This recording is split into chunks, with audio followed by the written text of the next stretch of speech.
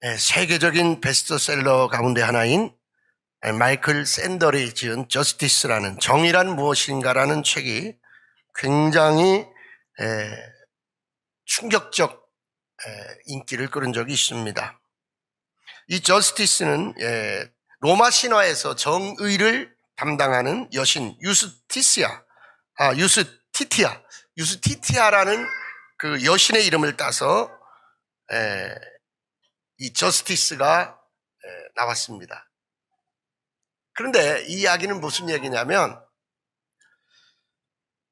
유스티티아라는 여신의 그 여신상을 법원 앞에 요즘에 그 저울을 든 여자가 저울을 들고 이렇게 있거든요. 근데 그 내용이 뭐냐면, 저스티스라는 정의란 말은 죄를 지은 죄에 합당한 죄값을 치렀느냐, 죄를 지었는데 그 죄값을 합당하게 치렀느냐, 이것이 정의라는 거죠. 이거를 천칭저울이라고 말하는 거죠. 정의라는 것은 죄에 관련이 있다는 것, 의라는 것은 그것이 합당한 대가를 치렀느냐, 그런 관용적 표현이라는 것입니다. 형벌을 지은 죄에 비해서 가벼울 때는 이 저스티스가 실현되지 못한 상황이 된다는 것입니다. 그런데 성경에 쓰는 이 정의는 공이라는 개념에 righteousness, 하나님의 공이라는 개념으로 번역을 하는 경우가 많다는 것입니다. 그러니까 우리가 정의를 말할 때 우리가 공의적 관점에서 하나님의 의지를 더 담고 있어야 된다. 그것이 정의라, 이렇게 말할 수 있다는 것입니다. 오늘 본문에서는 유대인의 정의가 있어요. 유대인의 정의와 예수를 만난 바울의 정의가 부딪히는 본문입니다. 그러므로 우리가 세상에서 정의를 갖고 있었던 그 개념이 예수를 믿고 난 뒤에 이 정의의 개념이 상충될 수 있다는 것입니다. 믿지 않았을 때는 그것이 옳았어요. 근데 믿고 보니까 그것이 옳지 않을 수 있다는 것입니다. 그것이 유대인과 바울의 부딪힘입니다. 그러니까 유대인들은요, 지난주에도 제가 설교했지만 바울을 만나면 죽여야 된다는 거예요.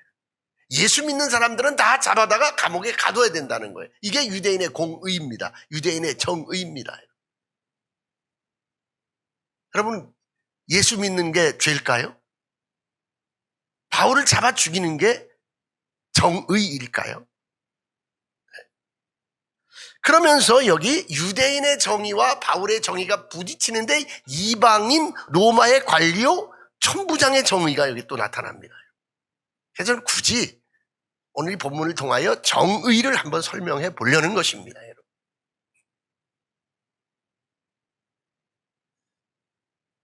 유대인의 공의와 바울의 공의가 부딪히고 있는데 오늘 본문에 나오는 천부장이 정의로운 잣대를 갖고 있는 것입니다. 그래도 우리는 항상 신앙생활에 정의라는 이 잣대를 대비시켜야 합니다. 그냥 싫어. 왜 그래? 싫다니까. 그냥 싫어. 미워. 나쁜 놈이야. 이렇게 돼버리는 거예요. 어떤 정의라는 개념, 공이라는 개념을 대비시키지 못하고 내가 싫다는 거예요. 주관적으로 그렇게 말하는 거예요.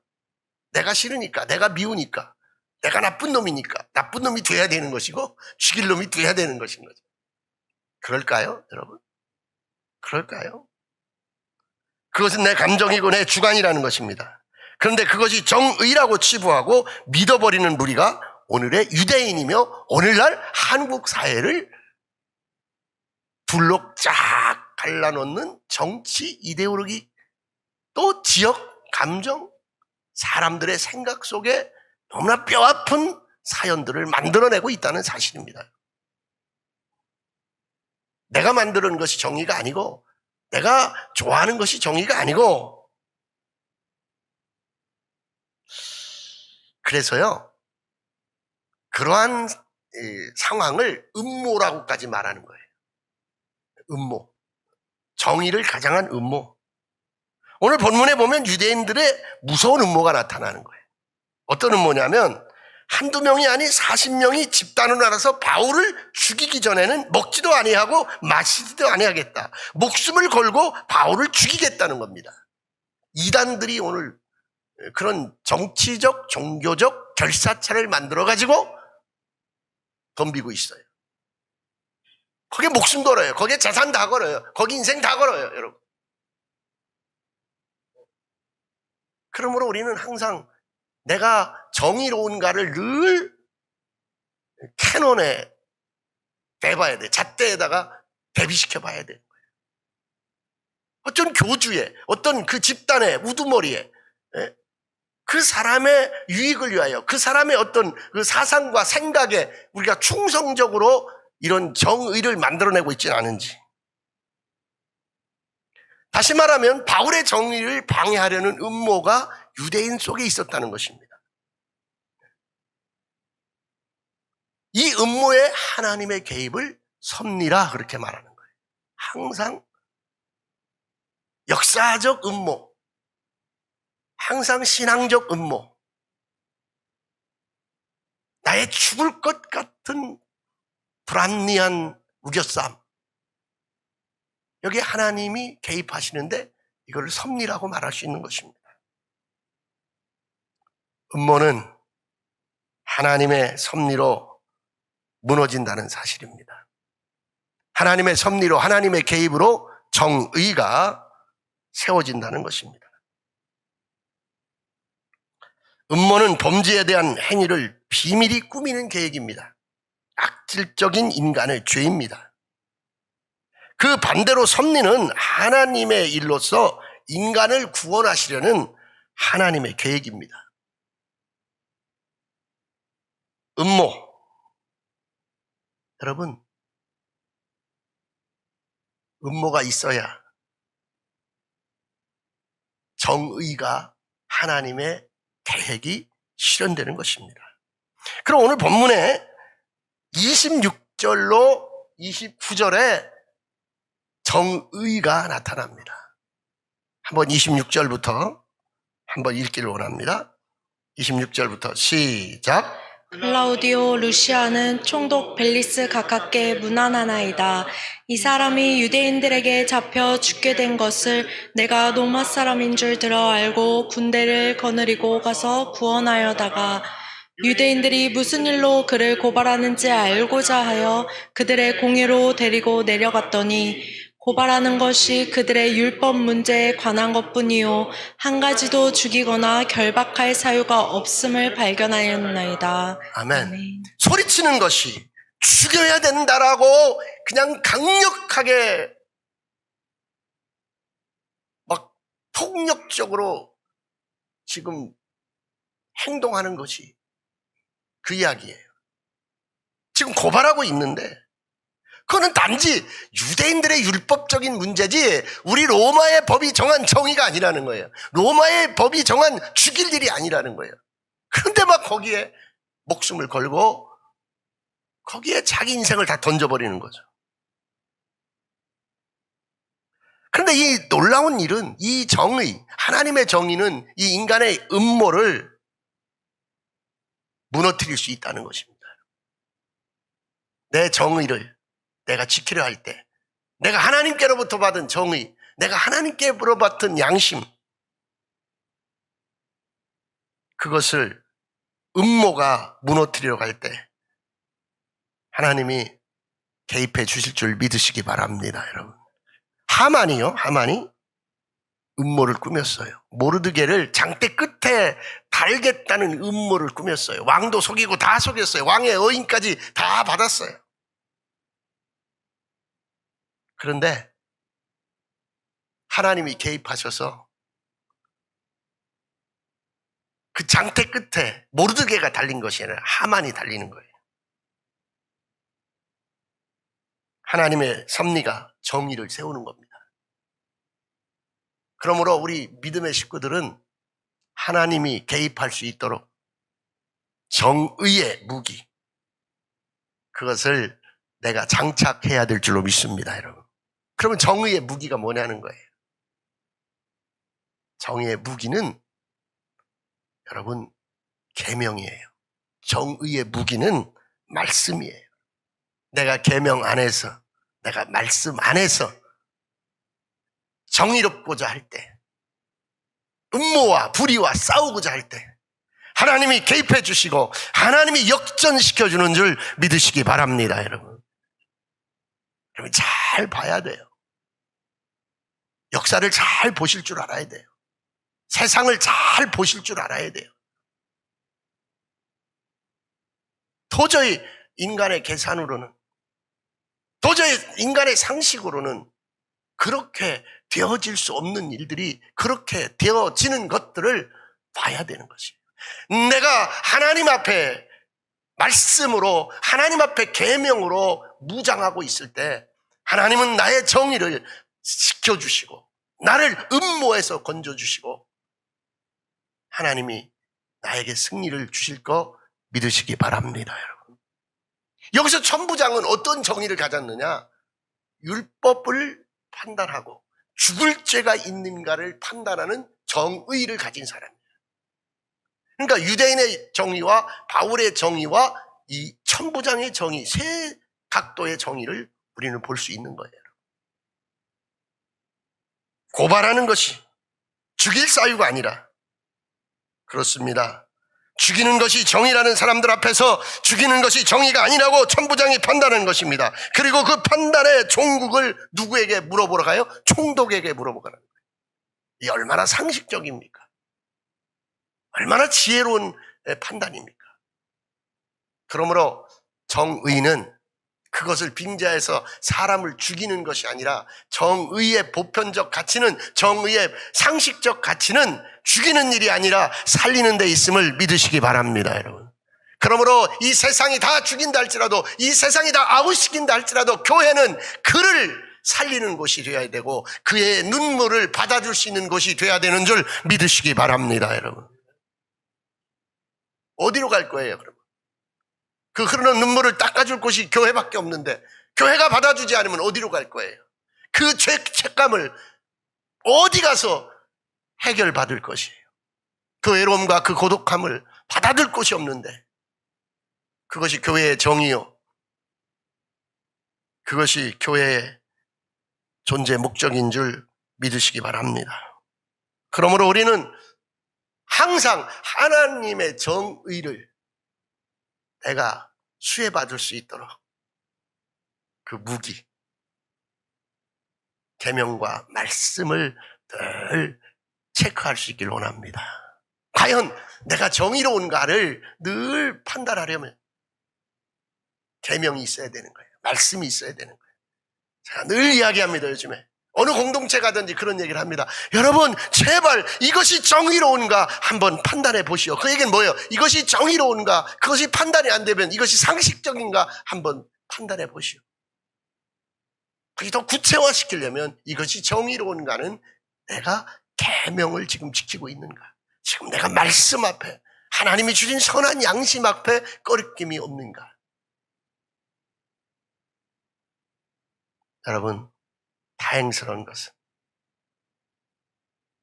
내가 음모에 빠지고 내가 죽을 지경에 정의롭지 못하는 세력에게 우겨쌈을 당할 때에 우리 하나님이 개입하셔서 우리에게 길을 열어줄 줄 믿으시기 바랍니다.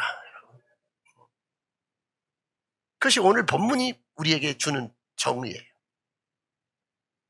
내가 정의의 길을 가면 잠깐은 우겨쌈 당하고, 잠깐은 핍박 당하고, 잠깐은 죽을 것 같고, 잠깐은 손해볼 것 같고, 망해질 것 같지만 종국적으로 하나님은 나를 건지시고 하나님은 나를 살려주시는 줄 믿습니다.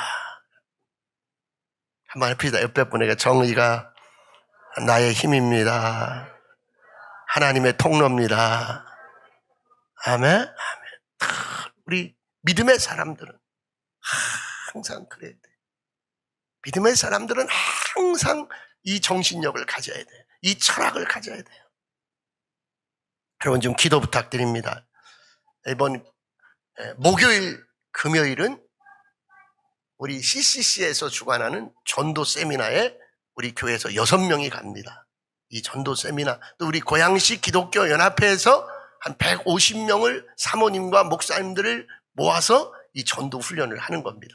교회 전도대원들을 모아서 이 전도 훈련을 하는 겁니다. 우리 교회 6명 가서 저는 목사, 사모, 또 우리 성도 가서 훈련 받는데 하나님이 역사하도록 우리 고양시에 이 전도 훈련을 통하여 하나님이 은혜의 통로를 여시도록, 또 하나는 우리 금요일부터 시작해서 토요일까지 우리 청년들이 청년 수련회를 좀 땡겨서 하는 거예요.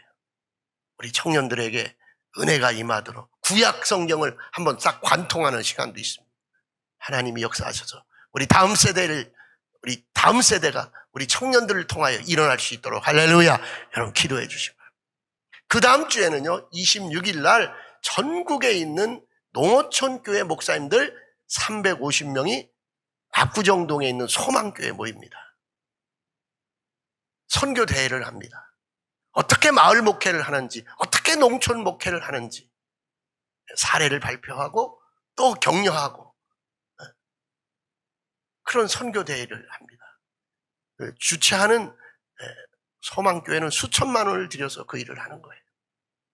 정말 농촌이 살아야 됩니다. 어촌이 살아야 됩니다. 한국 교회가 그늘진 곳을 보듬고 농어촌 교회가 살아나고 농촌이 살아나는 역사가 일어나도록 우리 함께 기도해 주시기를 간절히 부탁을 드립니다. 두 번째 오늘 본문이 우리에게 말해주는 것은 상식입니다. 상식. 여러분, 정의를 진단하는 도구가 있는데 그건 상식이에요. 상식. 좀 뭔가 이상해. 이거 뭔가 상식적이지 않아. 그러면 이건 정의롭지 않은 거예요. 정의가 아니에요. 오늘 본문 또 봅시다. 26절 한번 봅시다. 시작. 글라우디오 루시아는 총독 벨리스 가깝게 문안하나이다. 27절. 이 사람이 유대인들에게 잡혀 죽게 된 것을 내가 로마 사람인 줄 들어 알고 군대를 거느리고 가서 구원하여다가. 아멘. 자, 보세요. 자, 나는 천부장일 뿐이에요. 내 밑에 백부장이 있지만 나는 천부장일 뿐이에요. 천부장이 판단하고 천부장이 다 하지 않았어요. 자기 판단의 근거를 누구에게 데려가요? 벨릭스 총독에게 가지고 가는 거예요. 이게 상식이에요. 여러분, 제발 하나님 의식을 버려야 되는 거예요. 아빠들이 막 아이들 막 때리는 거, 이거 정말 안 돼요. 이거 우리 민법, 형법에서도 안 되지만 하나님 앞에서도 안 되는 거예요. 여지를 남겨놔야 되는 거예요. 그도 판단할 수 있도록. 내 자식이지만 자식도 판단할 수 있고, 내 아내도 판단할 수 있고, 내 할아버지도 판단할 수 있고, 내가 아버지라고 무조건 폭력을 해주려면 안 되는 거예요. 이게 상식이에요. 천부장은 자기가 모든 걸 다 결론 짓고 모든 걸 다 판단해서 그냥 딱 끝내버리지 않았어요. 맞아 죽든지 찢겨 죽든지 뭐 소요 사태만 안 일어나게 하지 않았어요. 잘 보니까, 상식적으로 보니까 자기 판단이 다 쓴 거예요. 이건 율법의 문제다. 이건 사람을 죽이고 살리는 문제가 아니다. 이거는 그러나 내가 이거를 상식적으로 해야지 하면 누구에게 가는 거예요? 총독에게 가는 거예요. 여러분이 기관에서 일하다가, 우리 청년들이 기관에서 일하다가 그래 이 문제가 좀 어떨까 하면 권사님에게, 장로님에게, 또 때로는 목사님에게, 여러분 이런 것들이 상식적으로 우리는 이런 시스템에 포함되어야 되는 거예요. 내가 다 결정해버리고 내가 다 사인해버리니까 문제가 되는 거예요. 그러면서 뭐라 그랬어요? 유대인에게 잡혀죽게 된 것을 로마 사람이, 이게 상식이에요. 그 당시에 로마 사람은 사형을 할 수 없어요. 로마 사람은 매질을 할 수가 없어요. 이게 상식이에요. 우리 안에 상식적 윤리가 잘 통용되기를 간절히 축원합니다, 여러분. 교회는 교회 교리가 있어요. 교회는 교회 질서가 있어요, 여러분. 그런 것들을 여러분이 정말 늘 다짐을 해야 돼요. 이게 상식적인가? 이게 상식적인가? 내가 지금 이렇게 한 것이 상식적인가? 천부장이 너무너무 상식적인 사람이에요. 로마 사람을 매질할 수 없다는 거예요. 바울이 로마 사람이라는 거예요. 여러분. 그리고 유대인들이 무슨 일로 그를 고발하는지 알고자 하여 그를 공의로 데려고 내려갔더니, 공의가 뭐예요? 사내들은 공의로 이제 모으라. 그래 갔어요. 갔더니 뭐 그냥 뭐 재판도 안 하고 죽이겠다는 거예요. 어떤 죄인지도, 성전을 더럽혔다는 것 외에 그건 율법적 문제지 죽일 문제가 아닌데, 더구나 로마 사람이라는 거예요. 우리 안에 상식적인 사귐이 있길 원합니다. 상식적 판단이 있기를 주님으로 축원합니다. 여러분, 비상식적인 것을 말하면 안 돼. 내가 한 가지만 딱 얘기할게요. 우리 이 목사님들 모임에 큰 문제가 생겼는데, 한 목사님이 불난데, 지난번에 얘기했잖아요. 제가 불난데 갔다가 그 식당에서 그 동네 할아버지한테 23군데 불이 났는데, 이건 분명히 간첩이 와서 불 질렀다고. 왜 경상도에만 불 나냐고, 왜 전라도는 하나 불 안 나고 동시에 23군데서 불 나냐고. 야, 이 사람아, 도깨비 불이라 그러잖아. 바람 불면 불이 막 1km씩 날아가서 굴덩어리가 여기 나고 저기 나는데. 근데 그런 얘기 한 사람이 한두 명이 아니에요. 대한민국에 이번에 간첩이 불 질렀다고 하는 사람이 한두 사람이 아니에요. 여러분, 상식적입니까? 비상식적입니까? 그냥 말해보세요. 간첩이 와서 불 질렀어요? 이번에 경상도에 불 난 거? 왜 말 안 해? 목사님 그런 말 하지 마세요? 내가 예를 듣는 거예요, 예를. 여러분, 말도 안 되는 얘기 좀 하지 마세요. 제가 목사의 양심을 걸고 얘기할게요. 우리가 그렇게 취약한 나라가 아니에요. 간첩이 와서 불 지르고, 그리고 간첩이 할 일 없어서 산불 지르고 가요? 응? 그럼 말도 안 되는 얘기를 하세요. 지금 그럴 때가 아니에요. 응? 정의를 내가 판단하기 전에 정의의 구속은 상식에 있는 거예요. 우리가 상식적으로 믿음 생활할 때 그 믿음 속에 정의가 드러나는 줄 믿습니다. 여러분, 제발 제발 제발.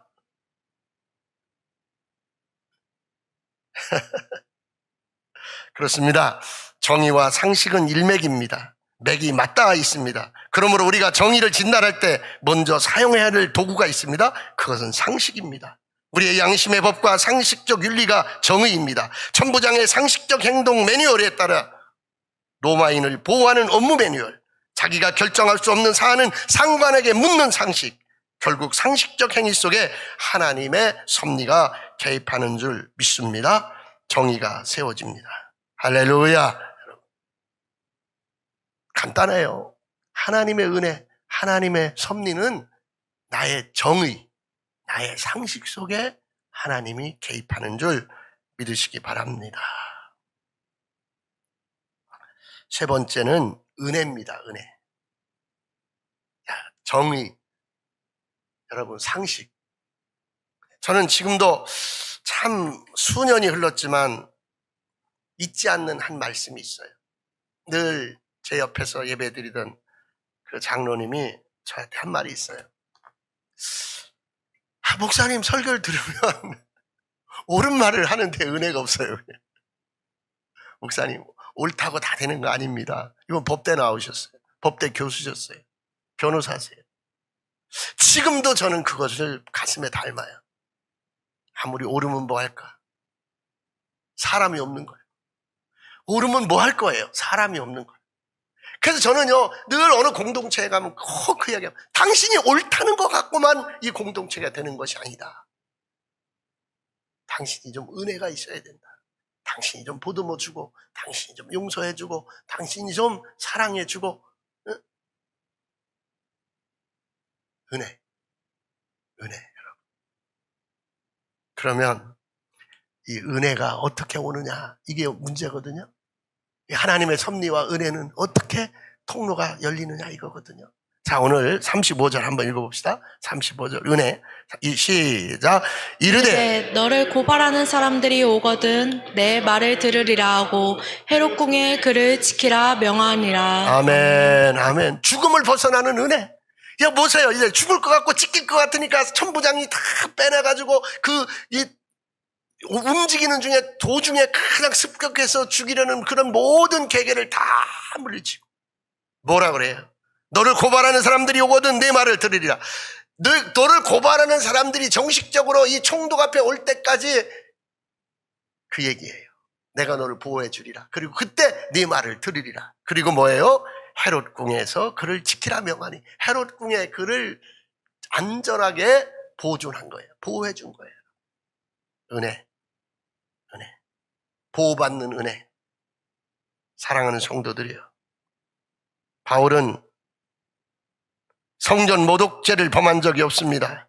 그러나 바울은 그들의 음모에 걸려 매를 수없이 맞았습니다. 죽일 위기에 처합니다. 로마 군인들의 개입이 없이는 살 수 없습니다. 그런데 로마 군인들이 개입해서 음모와 관계를 물리치고 도우시는 하나님의 은혜를 입게 된 것입니다. 바울은 그 나타난 상황으로는 꼼짝없이 찢기고 죽을 수밖에 없는 상황이었습니다. 그런데 하나님의 섭리, 하나님의 은혜가 바울을 살리게 된 줄 믿으시기 바랍니다. 왜 하나님이 은혜를 베푸나요? 어떻게 우리 공동체에 하나님이 이런 은혜를 베푸나요? 하나님이 당신에게 하나님이 그때 때마다 시마다 그 죽을 고비에서 그 어려운 환경에서 하나님은 어떻게 당신의 손을 잡아주시나요? 바울을 볼 때 오늘 본문 11절 다시 한번 보기 바랍니다. 11절 다시 한번 봅시다. 23장 11절 시작.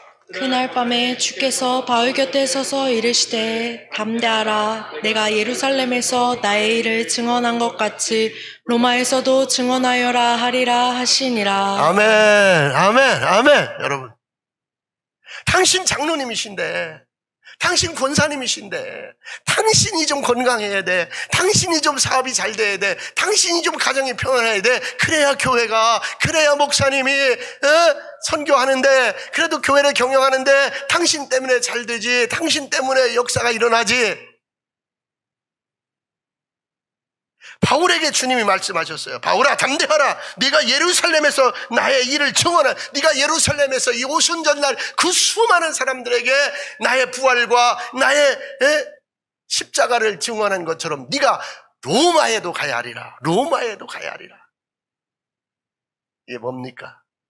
왜 바울이 이런 은혜를 받습니까? 바울이 왜 이런 예수 그리스도의 섭리, 하나님의 섭리 안에 하나님의 은혜를 받는 자가 됩니까? 로마에 가야 되는 사명 때문인 줄로 믿습니다. 여러분 한 분 한 분에게 사명 있기를 주임으로 축원합니다.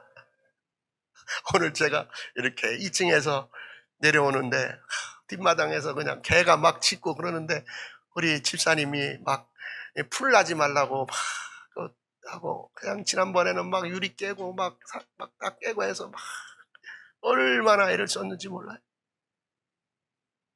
저분은 참 저게 사명이구나. 저분은 하나님이 은혜의 통로가 저런 것 때문에 열리는구나. 할렐루야, 할렐루야.